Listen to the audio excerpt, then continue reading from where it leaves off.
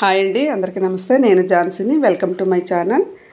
ఈరోజు చికెన్ పకోడా చేస్తున్నానండి. చికెన్ పకోడా చాలా టేస్టీగా ఉంటుంది. తక్కువ ఇంగ్రీడియంట్స్తో చాలా సింపుల్గా చేసుకునే ఐటము చికెన్ పకోడా. చాలా ఇంట్లో అందరూ హ్యాపీగా తినాలి అనుకుంటే, తొందరగా అయ్యేది తినాలి అనుకుంటే చికెన్ పకోడా చేసుకుంటే చాలా బాగుంటుంది. అది ప్రాసెస్ ఏంటో ఇప్పుడు చూసేద్దాము. నేను ఒక పావు కిలో తీసుకున్నానండి. పావు కిలో కంటే కొంచెం ఎక్కువ ఉంటుంది. ఇవి చిన్నగా ముక్కలు కట్ చేసుకొని శుభ్రంగా ఒక 4 టైమ్స్ అలా కడిగేసి నీరంతా వడకట్టేయాలి. అసలు వాటర్ ఉండకూడదు. ఇలా వాటర్ అంతా వడకట్టేసుకున్నాక ఇప్పుడు స్పైసెస్ వేసుకుందాము. 1 స్పూను కారం, అలాగే 1 స్పూను అల్లం వెల్లుల్లి పేస్ట్, అలాగే సాల్ట్, టేస్ట్కి సరిపడే సాల్ట్, 1 టీ స్పూన్ ధనియాల పొడి, 1/2 టీ స్పూన్ జీలకర్ర పొడి, 1/2 tea spoon garam masala, 1/2 tea spoon పసుపు, ఒక 2 స్పూన్లు ఉంటుంది ఆయిల్, ఒక 1/2 నిమ్మ చెక్క, ఇవన్నీ వేసుకొని శుభ్రంగా కలిపేసుకోవాలి. చేతితో కలుపుకుంటే మొత్తం ముక్కలన్నీ పడుతుంది అనమాట. ఆ స్పూన్తో అయితే కలుపుకుంటే బాగుండదు. ఇలాగ మనం చేతితో మొత్తం ప్రెస్ చేస్తూ కలుపుకోవాలన్నమాట. ఇప్పుడు కొత్తిమీర, పచ్చిమిర్చి, అలాగే కరివేపాకు వేసుకొని ఇవి కూడా కలిపేసుకోవాలి. ఇలా కలిపేసుకున్నాక కార్న్ఫ్లోరు 1 స్పూనున్నర, అలాగే బియ్యం పిండి 1 స్పూనున్నర వేస్తున్నానండి. ఇది కార్న్ఫ్లోరు, ఇది బియ్యం పిండి. ఒకవేళ కార్న్ఫ్లోర్ లేకపోతే మనం మైదా అన్న వేసుకోవచ్చు. ఇలాగా ఇది కూడా వేసేసుకొని కలిపేసుకోవాలి. క్రిస్పీగా ఉండాలి అంటే బియ్యం పిండి కంపల్సరీ వేసుకోవాలి. మనం మామూలు పకోడాలో కూడా వేసుకుంటాం కదా, అలాగే వేసుకోవాలన్నమాట. ఇలా మొత్తం కలిపేసుకోవాలి. కొంచెం గట్టిగా ఉంది కదా, కొంచెం వాటర్ వేసుకుంటే సరిపోతుంది. నేను 1 టీ స్పూన్ అంత ఉంటుంది వాటర్ వేసాను. మనకి పకోడాకి ఇలా ఉంటే సరిపోతుంది. మరి లూజ్గా ఉంటే బాగుండదు కదా. అంతేనండి. ఇది పక్కన పెట్టేసుకొని ఒక 1/2 అవర్ పెట్టుకోవాలి. ఇప్పుడు నేను కళాయి పెట్టుకొని ఆయిల్ వేసుకున్నాను. 1 బై 1 వేసేసుకుంటున్నాను అనమాట.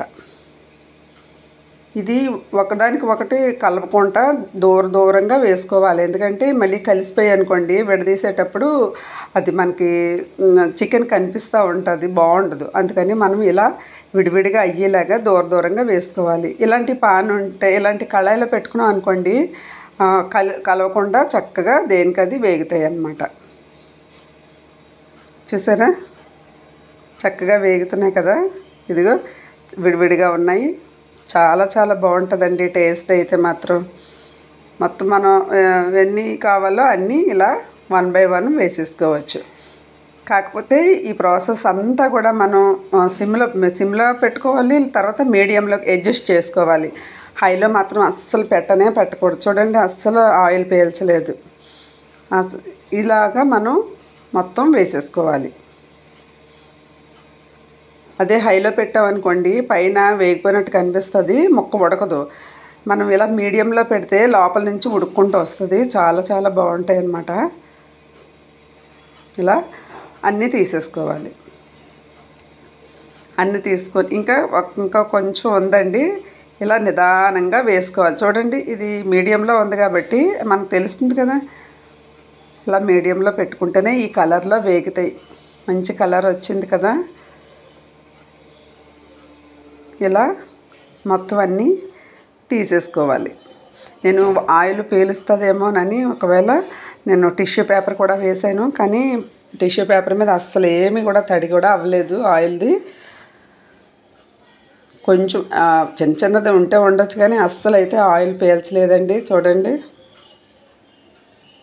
ఇలా ఉంది.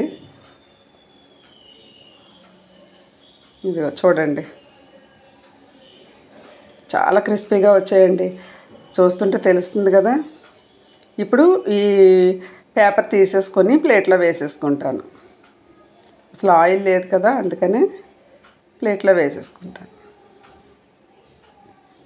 అప్పుడు నేను తీసాను కదా, ఆ గరిటెది ఎందుకు అంటుకున్నా కానీ అసలు ఆయిల్ అయితే మాత్రం పీల్చలేదు. ఇప్పుడు దీనికోసం నేను పచ్చిమిర్చి, కరివేపాకు, అలాగే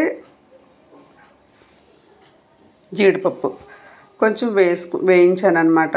వేయించి ఇలాగా డెకరేట్ చేశాను. తింటూ ఈ జీడిపప్పు కూడా చికెన్తో బాగుంటుంది తింటే, సూపర్గా ఉంటుంది. ఆ పచ్చిమిర్చి కరివేపాకు కూడా తింటే మాత్రం చాలా చాలా బాగుంటుంది. బాగుందా నా చికెన్ పకోడా? నా వీడియో నచ్చిందా? చూడండి ఎంత చక్కగా ఉడికిందో లోపల, చాలా బాగుందండి.